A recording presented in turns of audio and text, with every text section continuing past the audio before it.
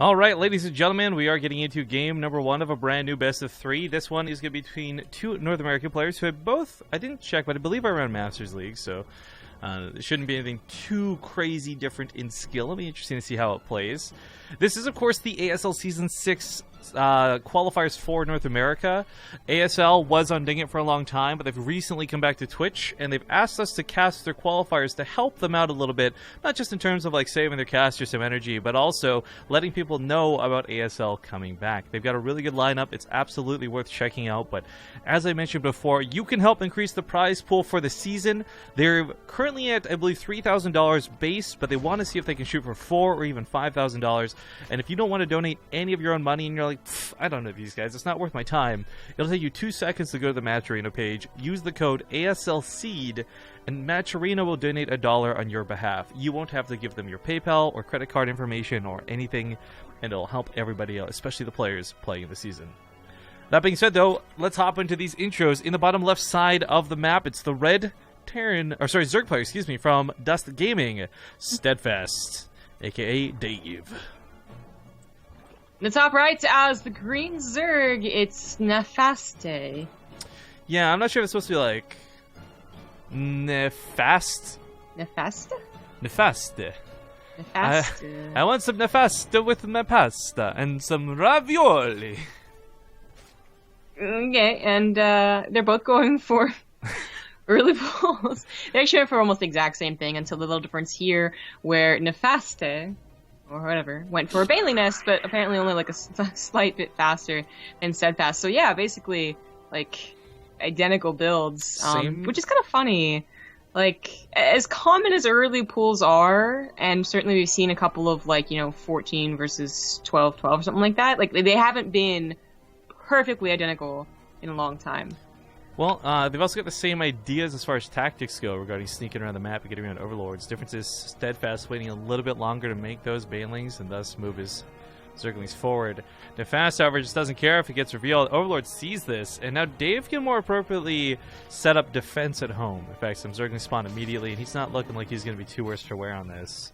His opponent, though, I don't think saw him coming at all until just now, so maybe those two Lings ran by, maybe they missed the Banelings entirely. This could get messy. In fact, he pounces on his opponent's Baneling cocoons back at home. A little bit dangerous to do, but he does manage to clean that up. Now on the other side of the field, he's the only one with any presence. Maybe a Baneling here tails off out of 4 Banelings. Oh, why? 4 Zerglings, excuse me.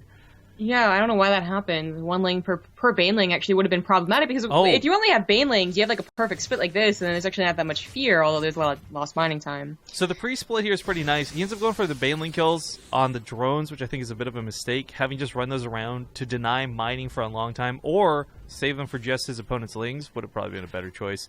Either way, though, it's looking better for SteAdfaSt, as he is up to 17 drones. He's been able to squeeze out a couple more while this goes on, because he didn't go for a hatchery like his opponent did. Nefaste actually taking his natural base now completes. Yeah. It's going to be interesting to see how that income looks like. I mean, SteAdfaSt with the higher drone counts, but Nefaste with that faster hatchery. When he does get the drone count up, it's popping out now, we'll be able to have that ideal mining. So an interesting game. One that is going to still go into the mid-game, it looks like. Although at any point, either one of them could just go back into making Lings, and actually that's what SteAdfaSt does, so just an excess of minerals put on a hatchery. Yeah, and a considerable amount of Banelings we made. Some at home, some across the map. Before this gets underway, quick shout outs to Lupa for the 17-month resub, as well as Epi35 for 13 months. Thank you guys both for supporting the channel for over a year at this point. That's awesome. These Banelings are going to be happy they were made at home, though, because he's going to need them. Yep. And of course, this should be free Banelings should Nefaste realize the situation, but didn't, unfortunately. SteAdfaSt on the other side of the map is going to actually get both his Banelings sniped off by the Queen, thanks to that one heroic Baneling that gave his life for this. So nothing done there, although that could have been clever. But, there could have been probably more damage, or at least more trading done on the other side of the map, but Nefaste does turn home, which now kind of like opens the gates for SteAdfaSt, who has been making a lot of Lings, and is just now adding on a couple of drones.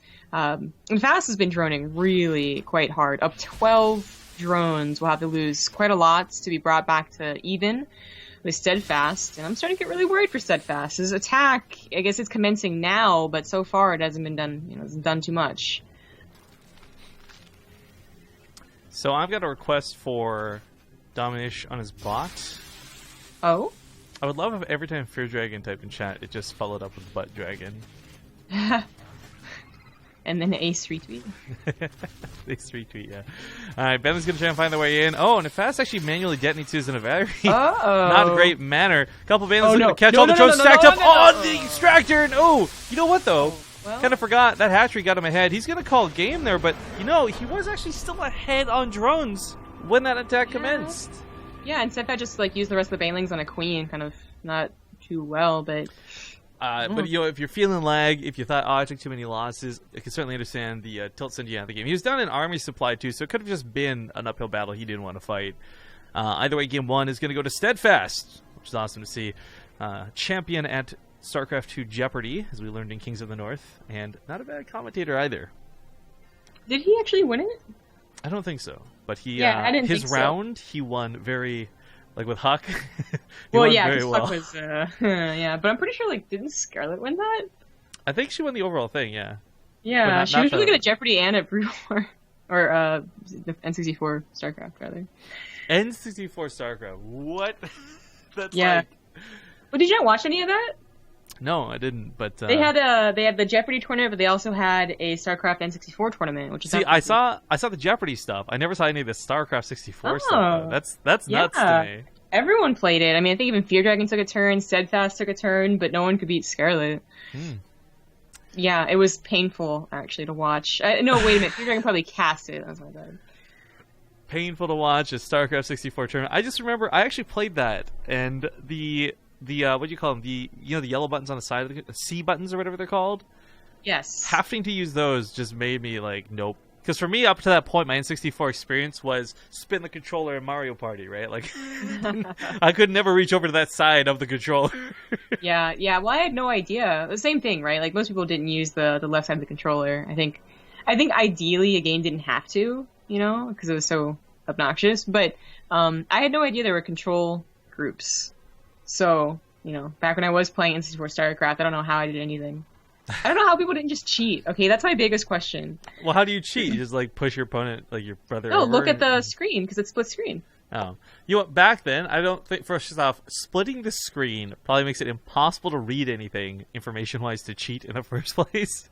And then secondly, back then, can you honestly say you would know what to do if you saw your, like, brother or friend doing something? You'd be like, oh, okay, I identified his 3 racks, but you know what? Also, I'm 16 and don't know what that means. 16. Look, I don't even remember, right? I just remember playing like island maps where I'd build a lot of turrets. So it's possible that I always knew my brother was going to go for carriers because that's what they did. But I was like discussing this like about other video games too, older video games. And did you play oh my god, Blitz 2000? No. What's? Okay, so it's a football game, I mean, but I it's figured like from the name. It's not like real football, because it would just it's like high action, like everyone's super, super powerful type deal. Anyway, and I was like, how did people not cheat in that game? Like see what the plan was. And someone actually remembered in a 16-year-old game that they would have you press the C buttons for the code. So you would have 4 options of the plays to make, and then depending on what you actually put into the controller, it would pick. So the other person seeing your screen would never know. And I was like, that's damn clever. Yeah. It's 64, man. Apparently, his opponent, by the way, has stopped responding after trying to figure out what the next map would be, so a little bit awkward over there. Dr. Awesome, by the way, just reads up for 31 months in a row, and he says in chat, I was subbed on day 1, and that's damn right. He was one of our very first subscribers to the channel, so that marks 31 months we've had a subscriber button. Fuck yeah! Woo! And thank you, Dr. Awesome, for sticking with us all this time, man. But unfortunately, with Nefaste maybe raging, quitting, I don't know. We're going to go to a break. I'm sorry, guys, but I know we just played ads, and we don't know what's going on, so we'll uncomfortably find out and hopefully be back soon. So see you guys in 2 minutes.